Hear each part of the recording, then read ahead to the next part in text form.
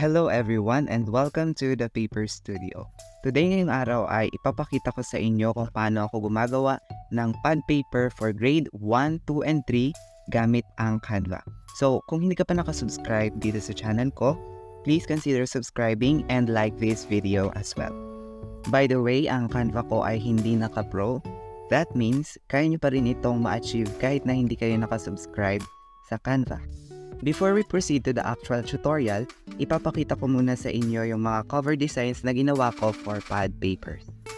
I have several designs, pero ito muna yung ipapakita ko. Wait lang, open muna natin. Ito yung pad paper na ginawa ko for grade 1. Editable ito and pwede siyang galaw-galawin. Ayan, katulad ng ginagawa ko. So, pwede yung, etong part na to ay pwede nyong paltan ng shop logo ninyo. So, in this case, logo ng shop namin yung nilagay ko. And then, ayan, dito naman sa kabila, pwede nyong lagyan ng picture ng customer nyo or pwede nyong lagyan ng kahit anong picture na related dun sa cover nyo. So, dito, Spider-Man yung nilagay ko kasi nga, Spider-Man din yung cover na ilalagay ko pag na-print ko na siya.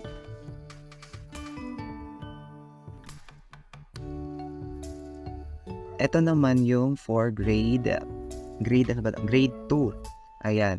Pwede nyo din siyang i-edit. Ayan. So, pwede nyo tanggalin yung subject or balik or kung anong gusto nyo kayong bahala. And then, proceed na tayo sa number 3 or for grade 3. So, kung mapapansin nyo, marami siyang lines kasi nga pang grade 3. Ayan. So, lahat ito editable and pwede nyo i-customize according to your liking. So, proceed na tayo dito sa cover design. So, ito yung unang design ko which is Spider-Man. Ayan, nilagyan ko lang din ng logo. And dito, pwede nyo siyang lagyan ng picture ng customer nyo. And pwede nyo ding palitan ng pangalan. Editable siya lahat. And then, ito, picture na to, pwede nyo siyang alisin or kayong bahala. And then, nilagay ko lang dito yung address namin at saka yung Facebook page. Ayan, next proceed tayo dito sa pangalawa which is Sophia the First. Ayan, same lang.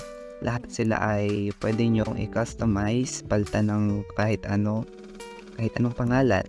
Ayan. Kung ayaw nyo nang may picture or what, kayong bahala. And the next is Moana, Baby Moana. So, isa to sa pinaka-cute na nagawa ko. And super ganda niya. So, meron ding teenager version ni Moana. Ayan.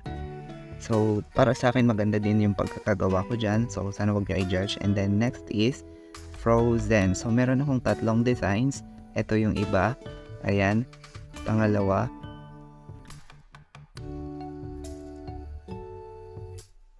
And ito yung pangatlo. Which is, yan.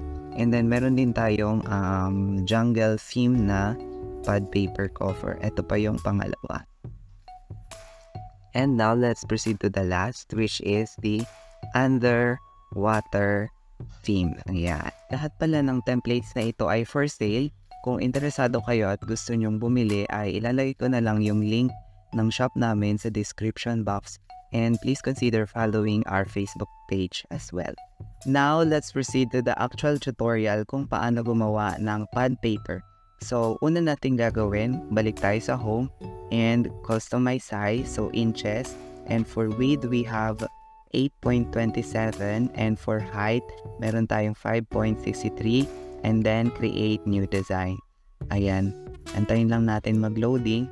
And then, ang una nyong gagawin dito is mag-insert tayo ng element na line. So, ayan, search natin line. And then, punta tayo sa see all. So, ang pipiliin natin yung walang arrow. So, yung malinis na tuwid na line lang. So, insert lang natin to and then, ilagay natin dito sa pinakataas. And then, hatakin lang natin pa kanan. Ayan. Tapos, line weight, i-reduce natin sa 1. Ayan. And then, i-copy lang natin for 11 times. So, ang pad paper for grade 1 po ay merong 11 lines dito sa template na gawa ko. And then, select all. And then, pindutin natin yung position. tidy up para magpantay-pantay sila, and then igitna natin. Tapos, yung pinaka last na guhit po ay ilalagay natin dito sa pinakang ibaba. And then select all and tidy up ulit. Ayan. So, para sa akin medyo mataas pa to. Kaya ang gagawin ko ay ipababa ko ng onti. Ayan. So, tansyahan lang to guys. And, ayan. Okay na to. And then, tidy up ulit. Position. And tidy up. Ayan. Para sa akin, okay na to. And, ang next natin gagawin is palitan na siya ng kulay. So, select natin yung mga lines na papalitan natin ng color blue. And then, palitan natin ng kulay. Search natin, blue. And, click lang natin to. And, automatically, lahat sila magiging kulay blue. Next is sa red. Ayan, select natin yung mga lines na kulay natin ng red. And then, color. And then, search for the color red. Ayan, click natin. And then, charan. Ayan, okay na yung pad paper natin. Kung gusto nyo namang malagyan ng parang name sa taas, mag-insert lang tayo ng text box. And then, i-drag natin dun sa taas. Tapos, i-type natin dito. Wait, stretch ko lang. And position, center, para magpunta siya sa center, of course. And then, select natin tong font size into 12. Tapos, Arial yung gamit kong font dito. So, i-type lang natin name. And, ayan. Tapos, lagay natin ng guhit dun sa ibaba. And then dito, hindi ko nalalagay ng subject. So, ang ilalagay ko na lang agad ay date. Ayan. Then, guhit. Adjust lang to next. Ayan, adjust lang natin. Tapos, palitan natin ng kulay blue. Ayan. Ang sunod yung gagawin ay i-tansya nyo lang. Yan, kung saan nyo gusto. So, okay na yan para sa akin. Ang next na gagawin nyo ay i-download ang file na to as download PNG. Ayan. Download natin siya as picture. Then, download. Ayan, antayin lang natin. Tapos, open natin yung Microsoft Word. And then, set natin siya sa A4 size.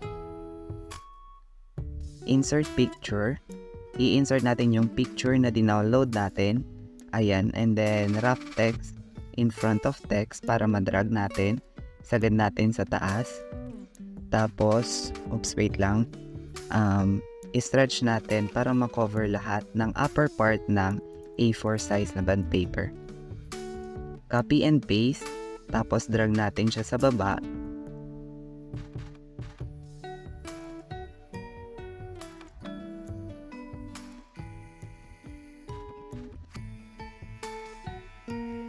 Insert picture border para madali natin siyang magupit mamaya pag na-print na. At ang last step ay pwede nyo na siyang i-print. Ayan, yun lang. Thank you everyone for watching.